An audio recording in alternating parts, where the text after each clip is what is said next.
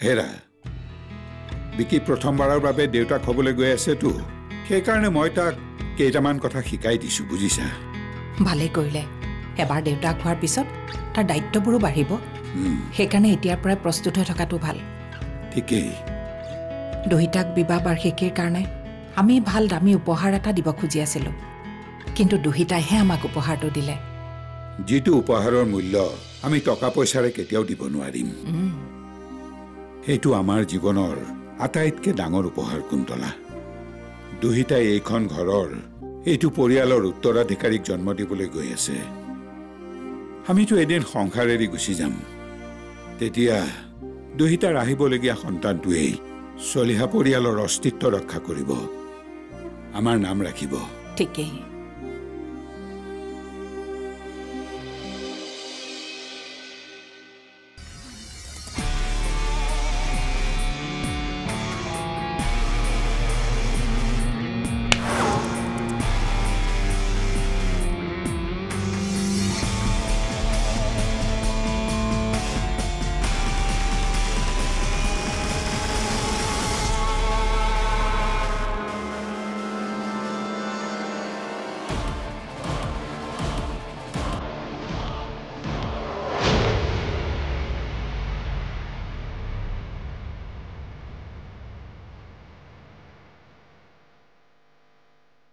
মোৰ বাৰু চাকৰিটো গুচি যাব নেকি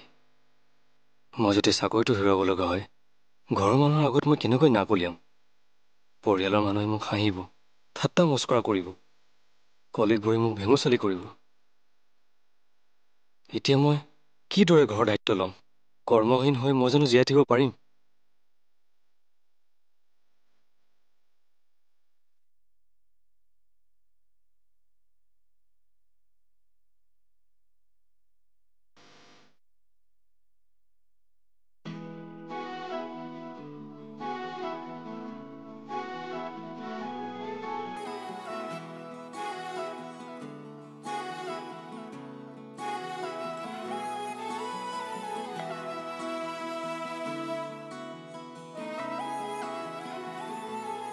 বৌ মই অকমান সময় ওপৰলৈ যাওঁতে আপুনি পাকঘৰত সোমালে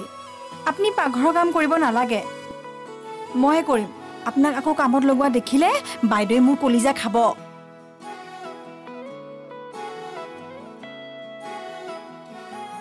আয়ো দাদা হয়নে হা দাদা দাদা চিনি পাইছে নাই কোন কোন তুমি মোক চিনি পোৱা নাই চিনাকি চিনাকি লাগিছে আজি 10 বছৰ আগতে মই এখন গাঁৱতে আছিলোঁ নিৰুপমা আইতাহঁতৰ ঘৰত PhD ফিল্ড ষ্টাডি কৰিছিলোঁ আনকি প্ৰথম প্ৰেমো মই এখন গাঁৱতে হৈছিল শিৱম শিৱম শৰ্মা ন তুমি কাৰেক্ট পিছে তুমি ইয়ালৈ কিয় আহিছা মই ইয়ালৈ অহা নাই তেনেহ'লে কলৈ আহিছা আৰু কাক বিচাৰি আহিছা কাকো লগ ধৰিবলৈ অহা নাই আচলতে মই তেজপুৰ হৈ লখিমপুৰ গৈ আছিলোঁ কিন্তু হঠাৎ মোৰ গাড়ীখন বেয়া হৈ থাকিল মেকানিক এটা বিচাৰি আহি থাকোঁতে মই আপোনাক ইয়াত বহি থকা দেখিলোঁ পিছে আপোনাৰ এই হ'ল কি ইয়াতে হাত দি আছে যে দুখ পালোঁ চাওঁ ইয়ে ৰাম কেনেকৈ কোনোবাই কিবা এটা মাৰি পঠিয়ালে আকৌ বহুত বিষাইছে নেকি বিষাইছে অলপ তেতিয়াহ'লে আপোনাকতো হস্পিটেল লৈয়ে যাব লাগিব মই নাযাওঁ দেই তুমি যোৱাগৈ হেৰি মই এজন চিনাকি মানুহক এইটো অৱস্থাটো এৰি থৈ যাব নোৱাৰোঁ কিন্তু এও কিন্তু চিন্তা নাই বলক বলক মই আছোঁ নাই বলক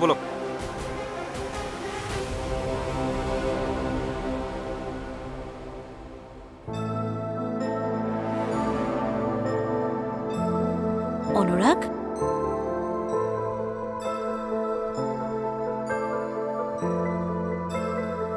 অনুৰাগ অনুৰাগ মা ইমানকৈ মাতি আছো তই শুনা নাই নাই শুনা তই কিবা ভাবি আছ ন সেইকাৰণে শুনা নাই মই তোক দেখিয়ে ধৰিব পাৰিছো তই যে কিবা অন্যমনস্ক হৈ আছ মানে কি ভাবি আছ কচোন কেনেকৈ মই মাক সঁচা কথাটো কওঁ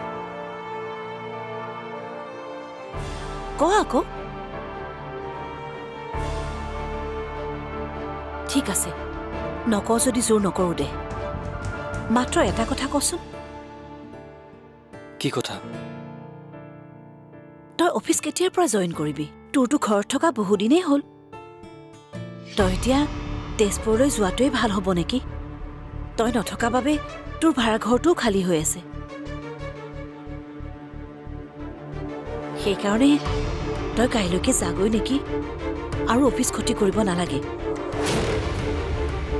এতিয়াৰে পৰা সম্পূৰ্ণ খণ্ড উপভোগ কৰক কেবল টিভিত ৰং চেনেলত